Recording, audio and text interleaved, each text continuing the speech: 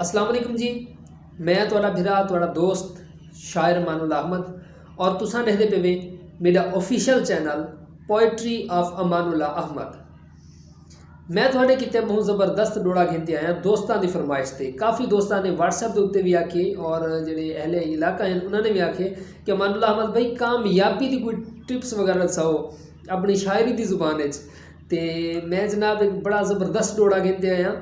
इंशाल्लाह बहुत ज़्यादा मोटिवेशन मिल से सुन सो भी सही और अगे ते शेयर भी कर दे सो ताकि दूसरे दोस्तों को भी पहुँच वजे। तवज्जो दे नाल समात फरमाओ जनाब। कामयाब खुद को देखण लई, कामयाब खुद को देखण लई नफ्स अपने नाल लड़ना पौंदे। कामयाब खुद को देखण लई नफ्स अपने नाल लड़ना पौंदे।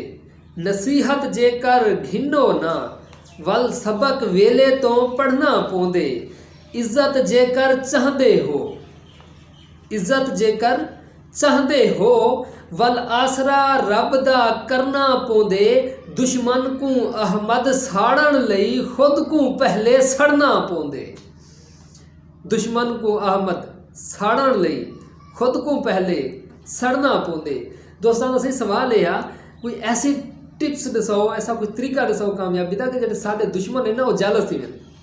और भाई दुश्मन वैसे ही जेलस थी वन, कोई थोड़ी जी कामयाबी देखे ना सी उनको जेलसी वैसे ही थी है, लेकिन उन्हें जेलस करने वास्ते पहले खुद को साड़ना पौंदे सी। मेहनत की फायज कोशिश करनी पौंदी है, स्ट्रगल करनी पौंदी है। वल्ला दुश्मन सड़दन सही ते अगर नाकाम थी वजो सुख पाते बैठे रहो वेले सही, कामकार कोई ना करो, ठीक है सही।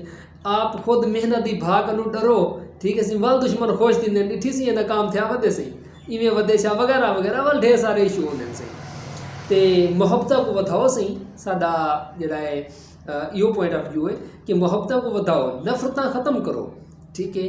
लेकिन तुसा जिहड़ा तरीका पूछा असां कोलों कामयाबी का वो असां तो दसा दिता। दोस्तों के नाल शेयर भी करे सो और अमल भी करे सो। अल्लाह पाक तुहाको और मेको अमल करन दी भी तौफीक अता फरमावे, मेहनत करन दी भी तौफीक अता फरमावे। बहुत शुक्रिया जनाब। मिलसूं नैक्सट वीडियो दे विच। साडे चैनल को सबसक्राइब कर गिनो और जेड़ा नाल तो घंटी का निशान नजर आता पे हिको भी एक दफ़ा प्रेस कर गिनो ताकि मेरी जड़ी नवी वीडियो अपलोड थी वे हूँ तो नोटिफिकेशन तुहाडे कोल बासानी पहुँच सके। हूँ वेले तक रब रखा ते अल्लाह बेली।